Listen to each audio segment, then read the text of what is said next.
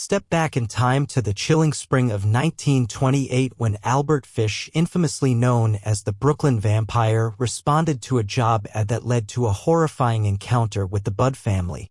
Unravel the disturbing events as we delve into the sinister details of Fish's deception, his abduction of 10-year-old Grace, and the gruesome letter that would shatter the Budd family's world 6 years later. Viewer discretion is advised as we explore the dark chapters of true crime history. On May 28, 1928, 6 years before the letter written by Albert Fish would arrive at 406 West 15th Street in Manhattan, the Brooklyn Vampire came himself, responding to a classified ad placed by 18-year-old Edward Budd, Grace's older brother who was looking for work. Albert Fish posed as a Long Island landowner in need of a helping farmhand and arrived at the Budd family residence and introduced himself as Frank Howard. Budd's classified ad had mentioned farm experience, and Fish promised him impending work, saying he would return, and left with visions of killing Budd. Fish returned in June with hopes of torturing Budd, but then met 10-year-old Grace and had her sit on his lap. He convinced her parents, Delia Flanagan and Albert Budd, to allow him to take her to his niece's party. Grace was dressed in her finest clothes when she left her home with Albert Fish in hand. The seemingly friendly old man agreed to bring her back promptly. And he promised Edward that not only would his job pay him $15 per hour, but that his friend would be hired too. He claimed he would return to discuss those details further. Neither the man the Budd family knew as Frank Howard nor little Grace would ever return. Viewer discretion is strongly advised as we expose the darkest pages of this haunting true crime tale. My dear Mrs. Budd, in 1894 a friend of mine shipped as a deckhand on the steamer Tacoma, Captain John Davis. They sailed from San Francisco to Hong Kong, China. On arriving there he and 2 others went ashore and got drunk. When they returned the boat was gone. At that time there was a famine in China. Meat of any kind was from $1 to $3 a pound. So great was the suffering among the very poor that all children under 12 were sold to the butchers to be cut up and sold for food in order to keep others from starving. A boy or girl under 14 was not safe in the street. You could go in any shop and ask for steak, chops, or stew meat. Part of the naked body of a boy or girl would be brought out and just what you wanted cut from it. A boy or girl's behind, which is the sweetest part of the body and sold as veal cutlet, brought the highest price. John stayed there so long he acquired a taste for human flesh. On his return to New York he stole 2 boys, 1 7, 1 11. Took them to his home, stripped them naked, tied them in a closet, then burned everything they had on. Several times every day and night he spanked them, tortured them to make their meat good and tender. First he killed the 11-year-old boy because he had the fattest ass and of course the most meat on it. Every part of his body was cooked and eaten except head, bones, and guts. He was roasted in the oven, all of his ass, boiled, broiled, fried, stewed. The little boy was next, went the same way. At that time I was living at 409 E 100 St, rear, right side. He told me so often how good human flesh was I made up my mind to taste it.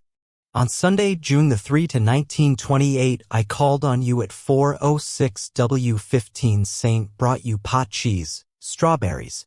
We had lunch. Grace sat in my lap and kissed me. I made up my mind to eat her.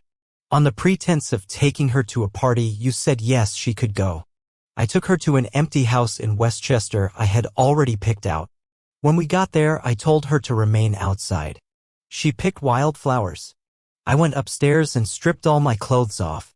I knew if I did not I would get her blood on them. When all was ready I went to the window and called her. Then I hid in a closet until she was in the room. When she saw me all naked she began to cry and tried to run downstairs. I grabbed her and she said she would tell her mama. First I stripped her naked. How she did kick, bite, and scratch. I choked her to death, then cut her in small pieces so I could take my meat to my rooms, cook, and eat it. How sweet and tender her little ass was roasted in the oven. It took me 9 days to eat her entire body. I did not fuck her though, I could have had I wished. She died a virgin. On February 11, 1927, 3-year-old Billy Beaton and his 12-year-old brother were playing in the apartment hallway in Brooklyn with 4-year-old William "Billy" Gaffney. When the 12-year-old left for his apartment, both younger boys disappeared. Beaton was found later on the roof of the apartments. When asked what happened to Gaffney, Beaton said the bogeyman took him. Gaffney's body was never recovered. In this haunting exploration, we present the raw, unsettling words from a true criminal mind. This is the exact letter that Fish wrote to his attorney regarding Billy Gaffney. Viewer and audience discretion are strongly advised. I brought him to the Riker Avenue dumps. There is a house that stands alone not far from where I took him. I took the G-boy there, stripped him naked and tied his hands and feet and gagged him with a piece of dirty rag I picked out of the dump. Then I burned his clothes, threw his shoes in the dump.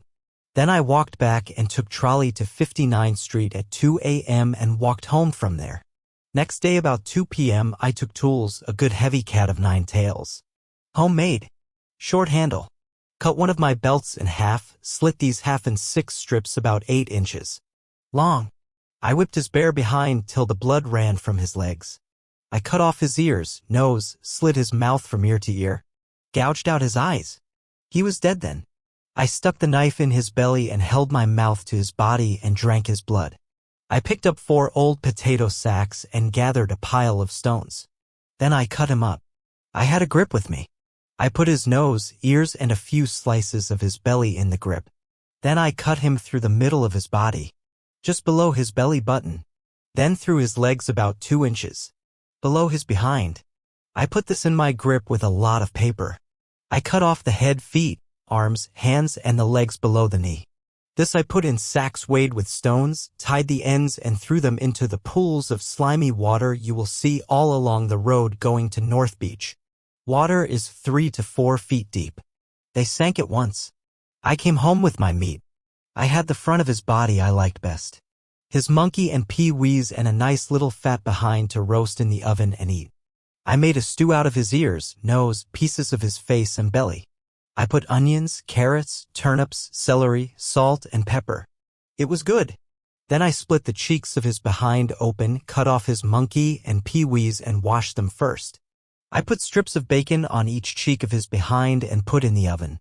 Then I picked 4 onions, and when meat had roasted about a quarter hour, I poured about a pint of water over it for gravy and put in the onions.